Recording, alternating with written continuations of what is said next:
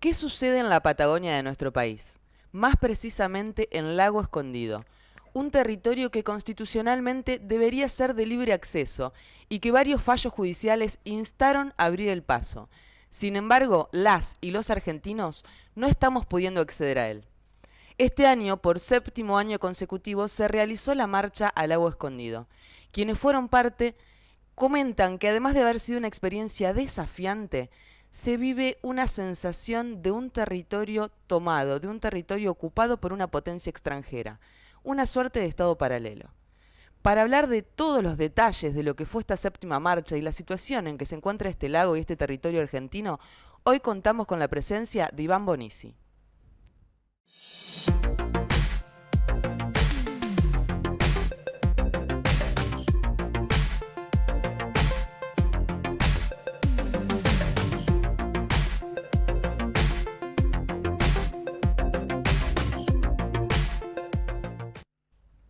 Retomamos este ciclo de entrevistas que hemos llamado Info Soberana y como siempre te recomiendo que te puedas suscribir, que le puedas dar clic a la campanita para que YouTube te avise cuando estamos subiendo un nuevo video si te interesan este tipo de entrevistas en las que hablamos de la soberanía desde múltiples aspectos. Por supuesto que también nos ayuda que nos dé me gusta, que comentes, que compartas, porque nos ayuda a llegar a más gente con este tipo de temas que no son muy difundidos en otros medios de comunicación. Como te decía, hoy estamos con la presencia de Iván Bonisi. Él es profesor de Ciencias de la Educación en el ISPEL 3, militante de Soberanía Popular en Villa Constitución, miembro de FIPCA y participó de la séptima marcha al Lago Escondido en la columna Juana Azurduy. Bienvenido Iván, ¿cómo estás? Hola Mariana, buenas tardes. Bueno, primero que nada, poder hacerte una pregunta para... Yo me imagino que puede haber gente que desconoce esta situación, desconoce qué es Lago Escondido, desconoce en qué situación se encuentra, y me gustaría si nos podés contar un poquito cómo es el lago, de qué se trata, cuál es el problema que hay con él. Bien, el problema, como vos lo decías muy bien en la introducción, es un lago al que no se puede acceder, ningún argentino ni ninguna argentina puede acceder, no hay un camino accesible que por ley a todo lago o espejo de agua deberíamos poder acceder. Y si existe un privado entre medio, ese privado debería abrir una servidumbre de paso para llegar a esos lagos. En este caso, el lago Escondido es un lago que está casi en la frontera de Chile. Digo en la frontera de Chile porque es importante también decir de que la posesión del lago hoy la tiene Lewis, que fue adquirida de manera fraudulenta en muy cercano a la frontera de Chile, donde no se pueden comprar terrenos en zona de fronteras porque es de seguridad nacional. A este lago hay un acceso público, un camino público, el cual tiene 4 o 5 tranqueras que están custodiadas de forma paramilitar y clandestina por lugareños de ahí de la zona que responden obviamente a Lewis y a sus administradores como es Nicolás Van Ditman, los Pucci y demás que son personajes incluso históricos que tienen mucho poder y mucha influencia en la Patagonia. ¿Cómo se organiza esta marcha y cómo es que vos te incorporás? La marcha, esta es la séptima, yo es la primera vez que voy eh, con FIPCA, que es la Fundación Interactiva para el Cuidado del Agua. Yo ya había ido, había llegado hasta el lago Soberanía por mi parte, de curioso como turista, y estaba al tanto un poco de la situación de la mansión de Lewis, el lago escondido, que no se podía enterar y demás. Porque hay un camino de trekking, que son senderos de trekking que salen desde el Bolsón, es una red de refugios que se puede llegar hasta los laguitos, que lo puede hacer mucha gente e incluso es muy frecuentado por el turismo de senderismo. Pero llega un momento que empieza el territorio de Lewis que ya no se puede pasar. Yo accedo hago el vínculo con FIPCA a partir de conocer un poco la situación y haber llegado al lago Soberanía, que es un lago, dos lagos en realidad, porque hay un lago chiquito entre medio, antes del lago Escondido, y me enteré que todos los años distintos compañeros y compañeras de lo largo del país iban en este reclamo de poder librar el acceso al lago por el acceso público. Entonces yo escribo a la red y me dispongo a ir como, como parte de la columna, y además comenté que tenía conocimientos de realización audiovisual y comunicación, entonces me sumo como al equipo de comunicación a partir de distintas entrevistas y charlas con quienes coordinaban. Esto fue hace un año atrás aproximadamente, donde yo escribo y me pongo por primera vez en contacto. Y esta marcha, tengo entendido, vos me dirás mejor, que tuvo 3 columnas.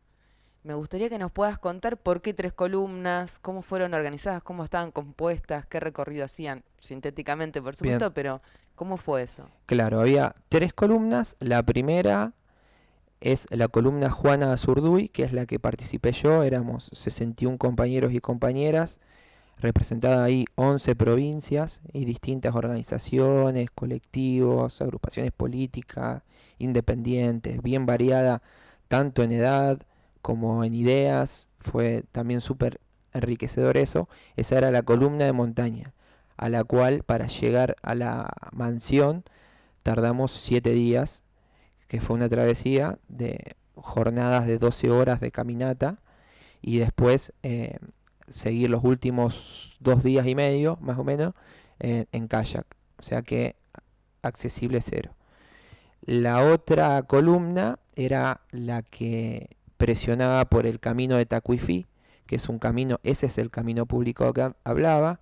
Es un camino público que tuvo un montón de fallos para que lo abran. Esos fallos se cayeron por distintas movimientos. Tuvo hasta un fallo de, de- de los jueces nacionales, como que la máxima autoridad hasta dijo que había que abrir ese camino, y sin embargo después se revocaron, apelaron y demás. Hasta la misma gobernadora de Río Negro apeló ese fallo. Así que ahí entendemos un poco el panorama y la influencia que tiene este tipo, que bueno, que no es un tipo, un caprichoso que quiere construir una mansión, sino después vamos a extender seguramente el rol de este señor. Esa era la columna por Tacuifí, que iba todos los días a presionar y tratar de avanzar, lo cual no se pudo. Incluso ahí hubieron accidentes, que fue lo que se difundió, las imágenes de gauchos, entre comillas, gauchos pegándole a, a manifestantes que queríamos pasar por el camino público. Y la tercera columna, que fue más un campamento de visibilización en Bahía Dorada, que es bien paralelo a- al lago Escondido, pero del lado del Atlántico, que ahí funciona un aeropuerto clandestino del tamaño de Aeroparque, con capacidad para recibir aviones de carga pesada y militares, y donde el Estado no tiene ningún tipo de control, ni injerencia, ni hay radares, ni no sabemos qué sale ni qué entra de ese aeropuerto.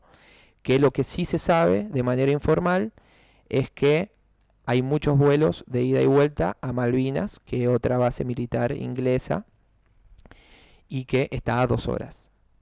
Pero eso, como te decía hoy, es un aeropuerto clandestino. Entonces la tercera columna era para visibilizar en ese lugar lo que estaba ocurriendo. Entonces, de las 3 columnas, la única que efectivamente llega al lago es la Juana Zurduy, digamos, la que estabas vos. Sí, Contame cómo fue esa experiencia. La empresa de Lewis dice que cualquier argentina y argentino puede acceder si quiere. Contame si eso es tan real, cómo fue ese desafío de poder llegar. no, como te contaba, todos los días nosotros salimos desde el Bolsón, desde Wharton, que es la entrada a esta red de refugios que te contaba. Se puede googlear y se puede acceder, se puede ir de visita a esos lagos que están cerca. Iban todos los días, o sea, íbamos con mochila, con la comida, con bolsas de dormir, con carpa y con los kayaks que teníamos que usar después.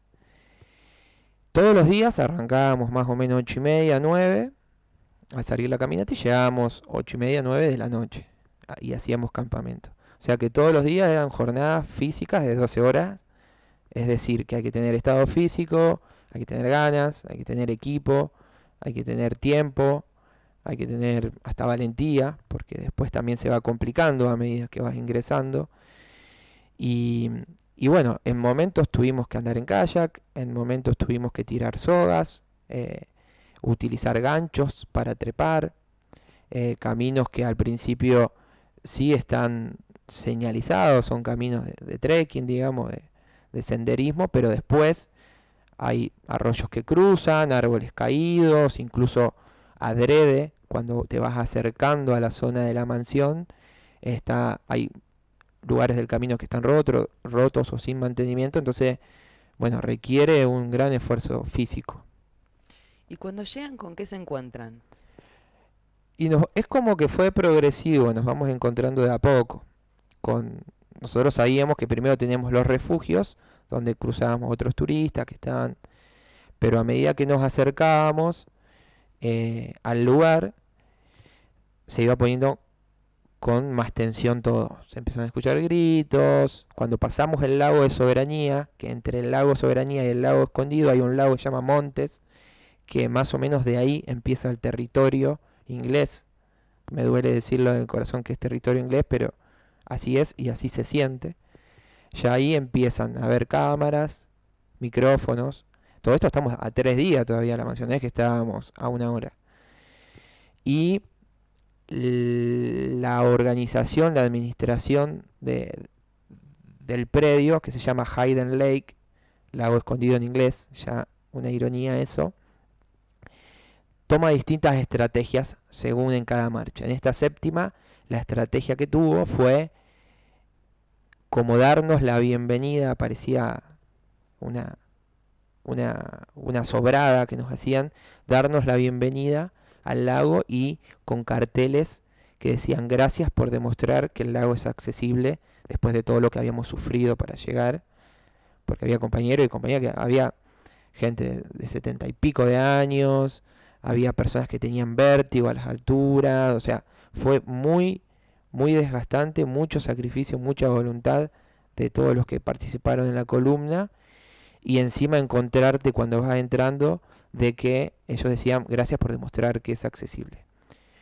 Cuando llegamos al punto este del lago Escondido, que es un lago hermoso y que por eso también queremos que todos accedan y puedan conocer eso, nos reciben, nosotros acampamos en la parte este y comienzan a llegar gente del lago, gente no identificada, que era más la patota paramilitar, y la policía de Río Negro, en conjunto, la policía de Río Negro más como mediadora para que no se genere un conflicto, pero comía con ellos, se manejaban las lanchas de ellos, respondía a ellos, se conocían.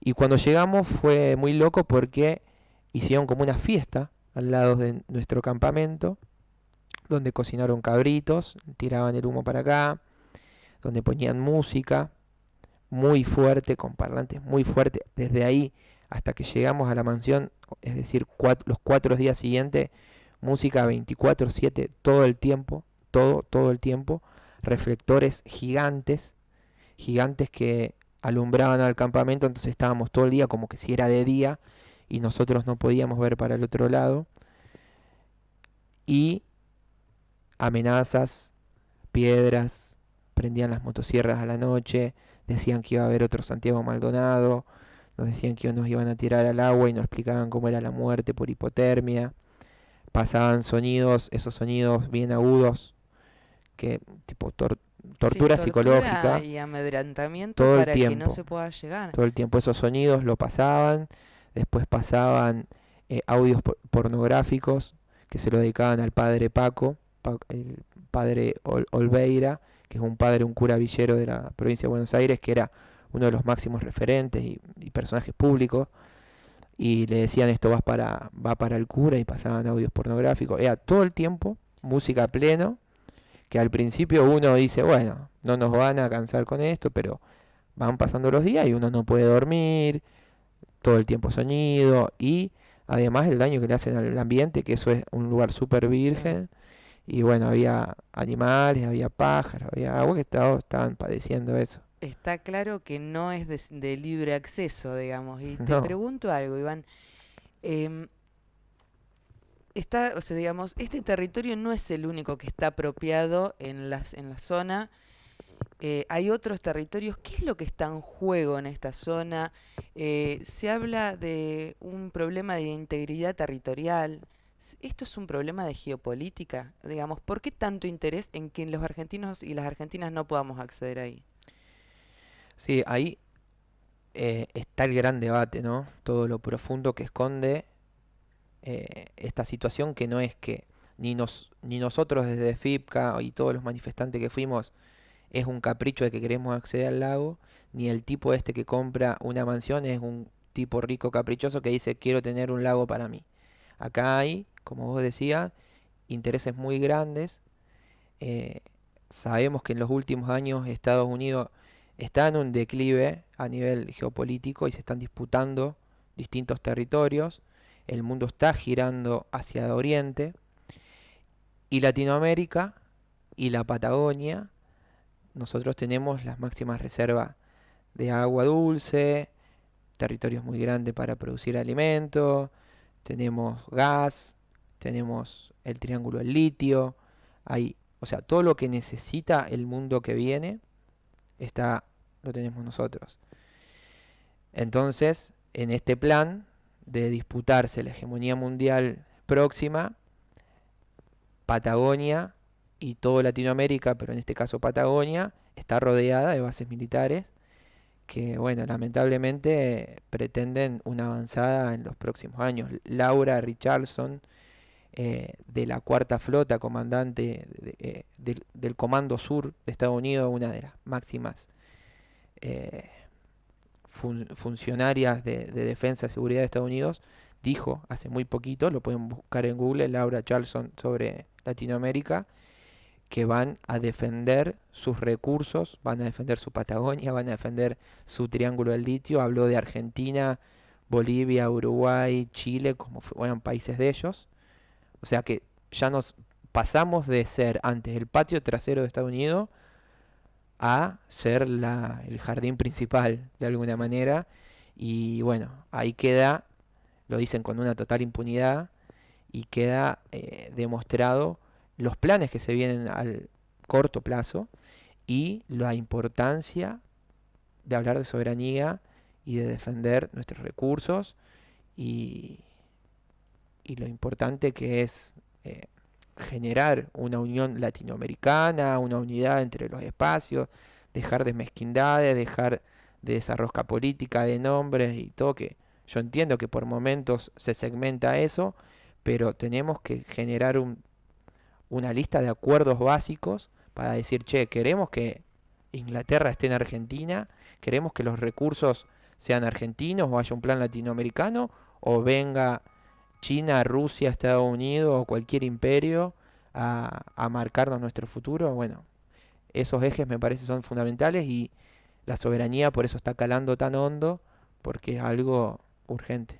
En ese sentido, estoy al tanto de que el Foro por la Recuperación del Paraná, junto con otros, digo, para poder plantear el problema, pero también plantear cómo seguimos, ¿no? El Foro por la Recuperación del Paraná, junto con otras organizaciones y referentes que vienen defendiendo la soberanía del río Paraná, están planteando una serie de actividades para el 3 y el 4. Me gustaría si nos puedes contar un poco de qué se trata y cuáles son los objetivos que tienen estas actividades. Bien, bueno, venía medio negativo, pero hay un montón de cosas positivas que se están generando, como es esta situación. Mucha privada interesada, mucha gente con mucha experiencia y recorrido que nos van marcando el camino, porque creo que ahí cobra, me voy a poner un poquito filósofo, pero un poco el sentido de nuestra vida y de la existencia. Somos nada, un pestaneo en esta vida, pero todo cobra sentido cuando encadenamos con los que estuvieron, con los que vienen y con los que estamos, esas banderas que nos enseñaron. Los pueblos originarios hablan mucho de esa sinergia entre las juventudes y la gente más grande que tiene experiencia, recorrido, y las juventudes ganas, vida, vitalidad y fuerza. Y creo que ese engranaje está tomando mucha vida y se vienen un montón de actividades como es esta, que es el 3 y el 4 de abril, que se van a hacer actividades en simultáneo en el río Paraná. Desde FIPCA se está convocando a ir a Punta Indio y después una embarcación al canal Magdalena para hablar también de esa situación. Nosotros acá en Rosario estamos convocando a toda la zona, a la región, quienes quieran venir a participar de un campamento que va a ser 3 y 4, donde bueno, ya va a salir bien afilada la información y la invitación. En estos días se está organizando, pero va a haber un campamento donde, bueno, vamos a seguir levantando la bandera de la soberanía, vamos a seguir hablando sobre el decreto que hay que derogar, para decir, bueno, queremos que las empresas sigan saqueando a la Argentina por el Paraná, queremos presencia del Estado en el Paraná, queremos que el Paraná sea argentino, o que lo llamen hidrovía a quien se les cante. Entonces, en ese plan, 3 y 4 de abril se hace un campamento y el 4 vamos a hacer un banderazo o alguna acción simbólica y significativa en el puente de Rosario Victoria. Bien, y nombraste a los jóvenes mucho. En estos días se estuvieron viendo sobre la marcha, esta séptima marcha al Lago Escondido, se estuvo viendo el protagonismo que tuvieron las y los jóvenes de nuestro país. Inclusive se estuvieron viendo, y seguramente durante la entrevista estuvimos pasando algunas imágenes de esos videos que hicieron les jóvenes, unos materiales audiovisuales muy buenos para poder mostrar de qué se trata. Y para cerrar me gustaría que nos puedas decir, ¿vos qué opinás? ¿Cuál es el rol que tienen las juventudes en este momento con respecto a la soberanía y cuáles son los desafíos que siguen? Bueno, el rol de las juventudes es eh, un rol histórico que tienen que tener las juventudes, que es, decía Allende, que es una contradicción hasta biológica, ser joven y no ser revolucionario. Entonces me parece que las juventudes tenemos que hablar, que decir, es el mundo que nos va a quedar a nosotros, es el mundo que les vamos a dejar a quienes vengan. Entonces creo que más activos que nunca, la juventud, hay un montón de hermosas personas que vienen con un montón de grandes ideas, con mucha energía y que yo noto que desde estos espacios que están convocando estas actividades están abriendo mucho el juego a la juventud, que no pasa en muchos otros espacios, que a los jóvenes por ahí se los desprecia un poco, se los trata de inmaduros, o se les dice que están en otra, o que las redes sociales y bla, bla, bla, y sin embargo estamos demostrando, como fue en esta marcha, que bueno, de jóvenes tenemos un montón de cosas para decir, un montón de cosas para hacer, y que bueno, venimos a seguir en esta transformación y a cambiar las cosas, porque es el mundo que vamos a habitar. Muchas gracias, Iván. Gracias a vos, Mariana.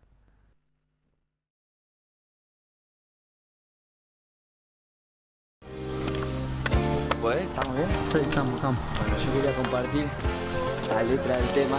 Sí. Que dice así, dice: en el lago escondido se junta la banda de bandidos, van cerrando el camino para que no entren los argentinos, van haciendo negocios, periodistas, fiscales y jueces, una junta mafiosa que defiende intereses ingleses, va llegando la columna de la Juana a decirle que se vayan de Argentina, luchando por una patria liberal, del lado nuestro, como Malvinas, cama mascota, soberanía, en el lado escondido, se juntan